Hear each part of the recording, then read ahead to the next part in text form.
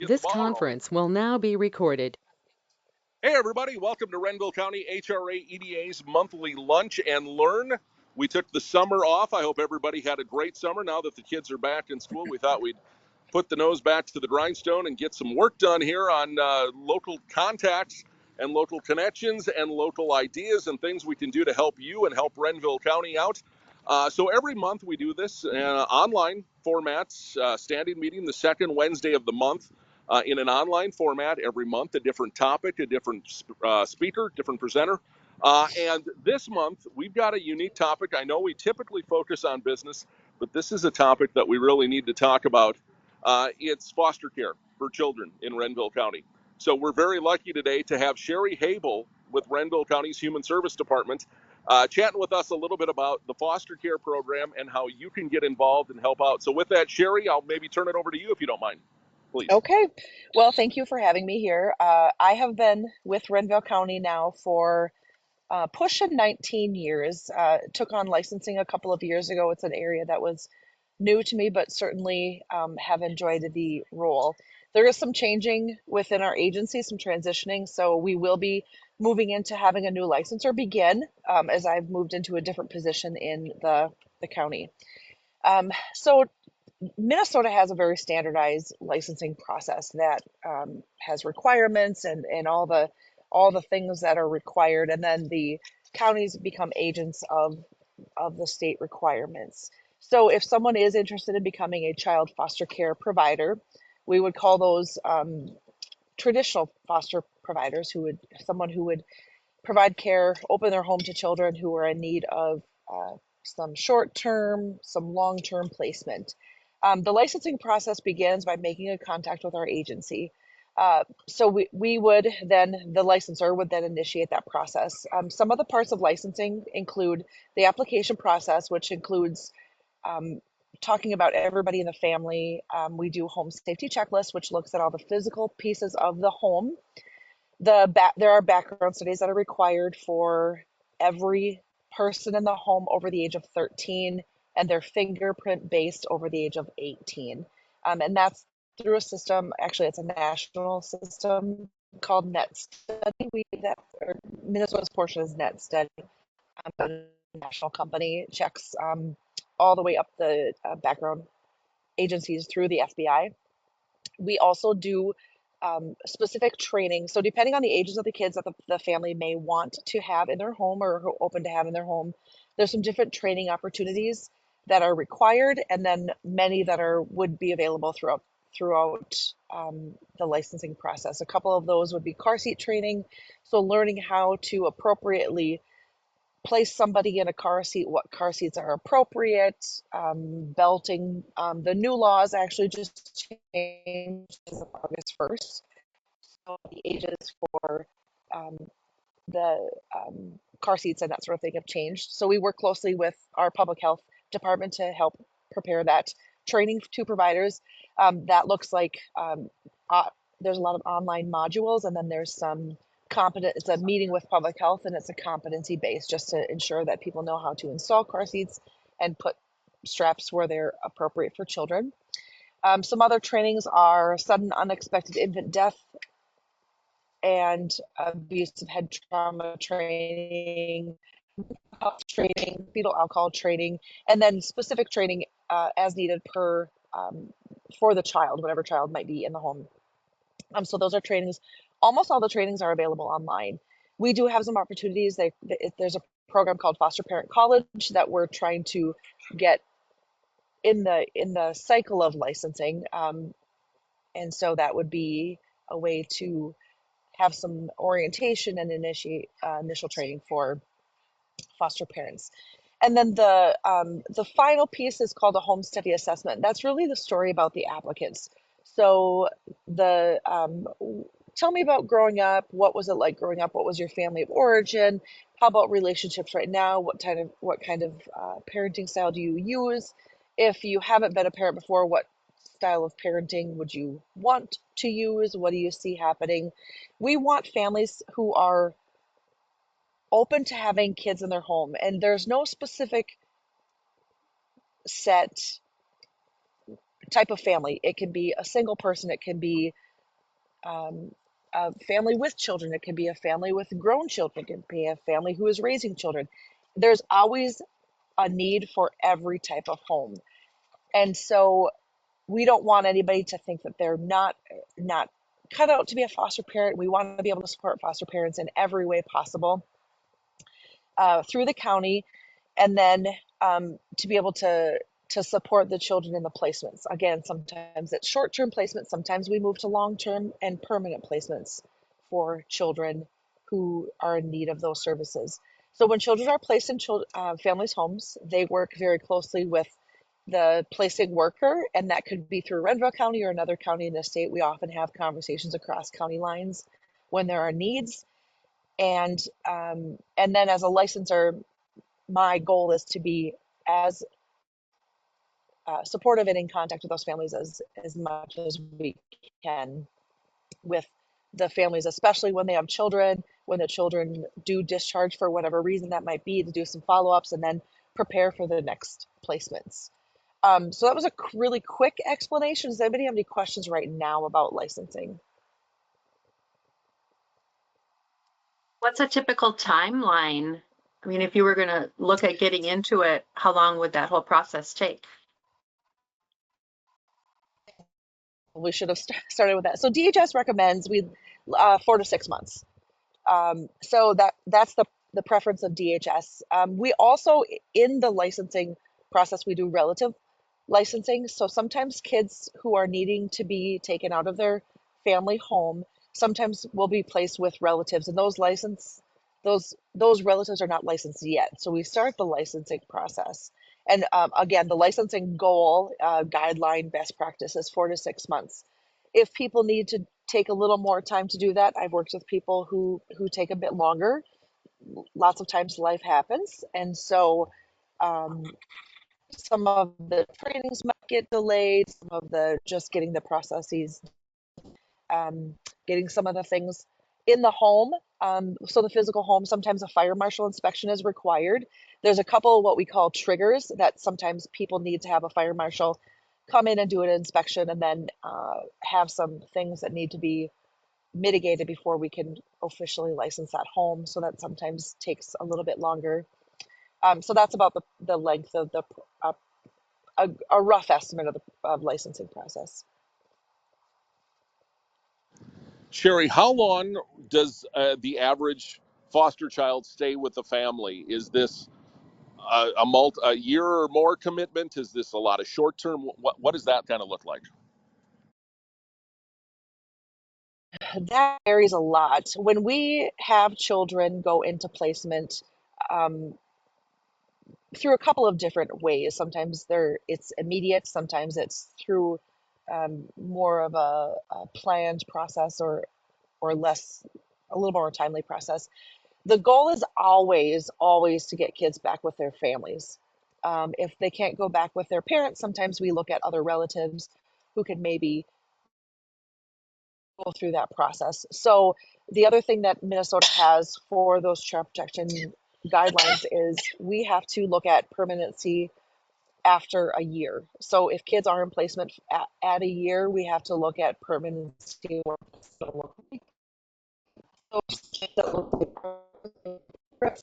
And those goals they need to make progress on so the children return. Sometimes that can get extended. So it's really hard to say. Sometimes it's an overnight, sometimes it's a couple of days. We also have a need for respite providers. So sometimes people are licensed to be able to care for short term, a week long visit. Maybe their current uh, foster home that they're in needs, maybe they're going on a work or a vacation and it's a no kid zone. So sometimes we have people go into short-term placements too. So it really varies. I don't know that I'd be able to pull out a number for you as far as length of placement.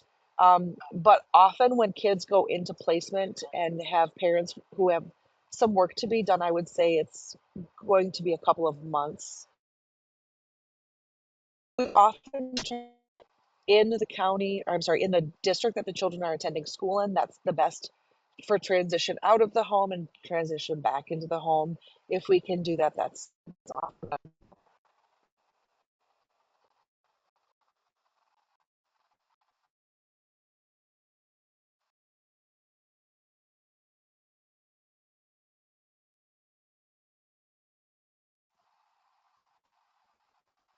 Any other questions?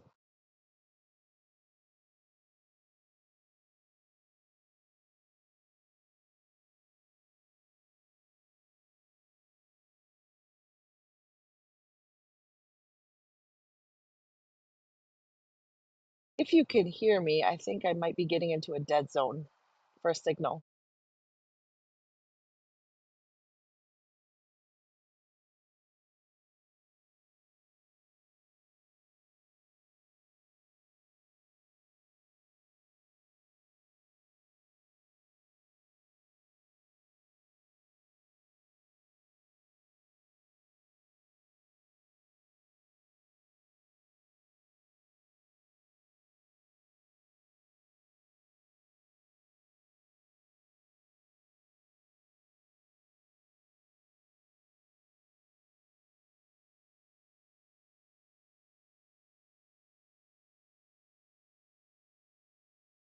Can you guys still hear me? Yes, I can hear you. Okay, I just turned off my camera hoping that would maybe help increase the signal.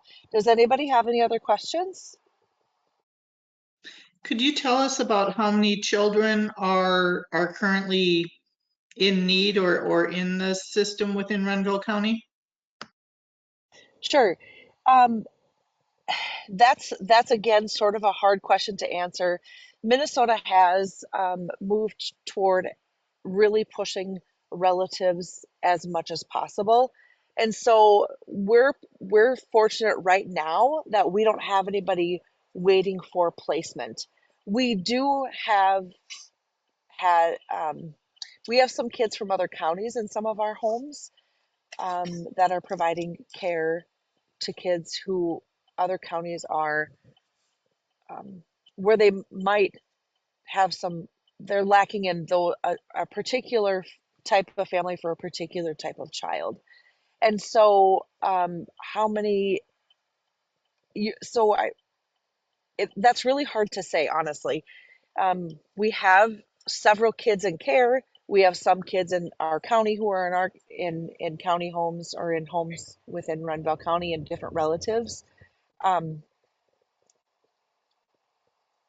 Stand by one second.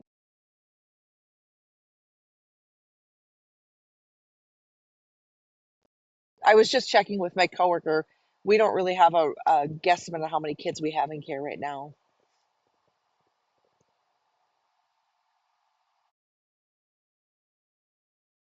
And again, you said the first steps, if somebody is interested, would be to contact your office, Sherry? Yes, if we can talk somebody specifically about the process, if they just want to get started, either way, you can call our office. You'll probably get connected with me first. We don't have another licensor on staff right now, but I would be happy to talk with somebody one-on-one about the licensing process, what it might look like, and what are their goals with foster care too. Sometimes people want to add to their family through permanency that can be obtained when they open their home to have children in their home through foster care. Those children who are open or available for adoption essentially are called Minnesota's Waiting Children. There's a couple of ways to find those or to make those matches. There is a across the state. There's some groups and there's some databases that we can help connect families with. Sometimes we are able to make those matches right within Renville County. But yeah, the first step would be getting connected with the county of residence. So if there would be any, I don't think there is because this is a Renville County EDA, but if there would happen to be anybody who lives out of the county, we can help also connect with the licensor in a different county too. So call me. I would be happy to help you find the the place to get licensed through. Any advice, like emotionally, if if you're the type of person who might get attached and then have to let go, resources that would be available for that? Yes, there are lots of resources for that. We can help put services in place into the home to work with that. That's sort of intention by having the licensor maintaining a high level of contact with a family when they have a placement and when a child may leave. It's really hard to not get connected to somebody that you're living with. Even if you know it's going to be a short-term placement, that can be really difficult to have people have to then leave. And so we can help offer supports and services. We have opportunities for connections to be made among foster care providers within Renville County, outside of Renville County. There's lots of in-person and virtual groups that can be provided to foster families who don't have placements yet, who have placements right now and are looking for support after placement, that sort of thing. So there are supports and services available. This is Jordan. A dumb question. Is there kind of a, I don't want to say a mentorship program, but if somebody's interested in this, you can talk to someone who is already providing foster care, or if you are providing foster care, are there others that you can talk to if you're having a difficult situation, or learn from others' experience, kind of a, I don't want to say networking, but mentorship somewhere in that realm? Yes, that would be something that we're trying to. During COVID, we were able to provide foster parent circle. Actually, Andrew Peltz through the Restorative Justice Program helped facilitate that, and we're trying to get people back um, on that as keeping that as a monthly option. We do have foster parents who are in the licensing process, who are licensed, who want to connect with other foster parents. So open to mentoring, open to being mentored, and so it's sort of the in the licensor's role or realm, I think, to help. Like this would be a good this family would be a really good connection to this family, whether it be by location or by parenting style or by kids that they have in placement together or similarities in those kids. So sometimes we can make those connections there. So I think it's a really important role of the licensor to be able to know their families, uh, especially knowing when a placement is needed. Could this family, should we contact this family? Should we contact this family? How can we connect those families together? So yeah, I think that's a really important thing that was actually started. That foster parent circle was started by a licensor during COVID, and then I came on board and we continued it for a while, and then life got busy, and I think not having placements in some of those homes, it sort of got put to the side a little bit, but we're trying to get that restarted again for those providers. Very cool. Thank you.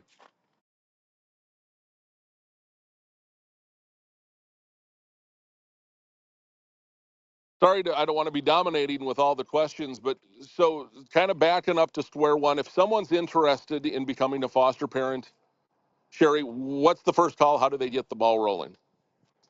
So I will give you my direct number right now if people want to write it down. But making a contact with our agency would be the first call.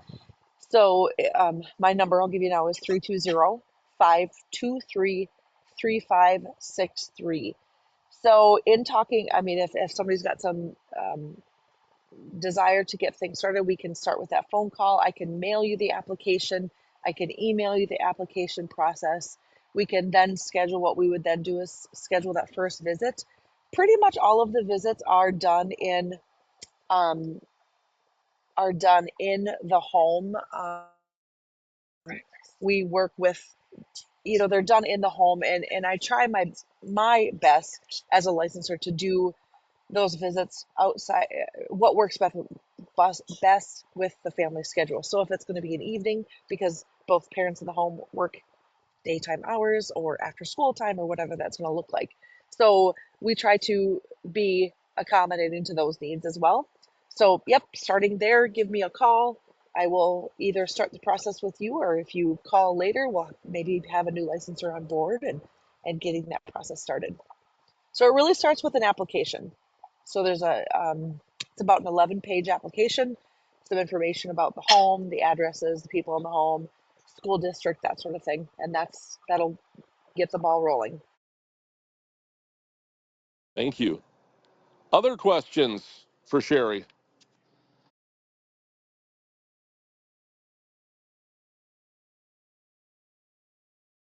Any other questions? All right. Well, Sherry, anything else you want to add? Nope, I was just going to say if you ever want to have a conversation about foster care, or you just maybe know someone who wants to have a conversation, just give them my number.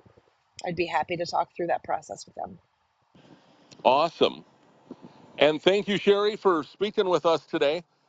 This event was recorded. We're putting it on our social media accounts so folks can watch this down the road at a later time, as well as we'll be sending this out via email out to our email distribution list. Thank you for joining us on our Renville County HRA EDA Lunch and Learn. We do this every month, kind of a standing meeting on the second Wednesday of the month over the noon hour in an online format, different topic. Each and every month, different presenter every month. So thank you for all that you do for Renville County, and have a great day, and we'll catch you next month. Thanks for your time.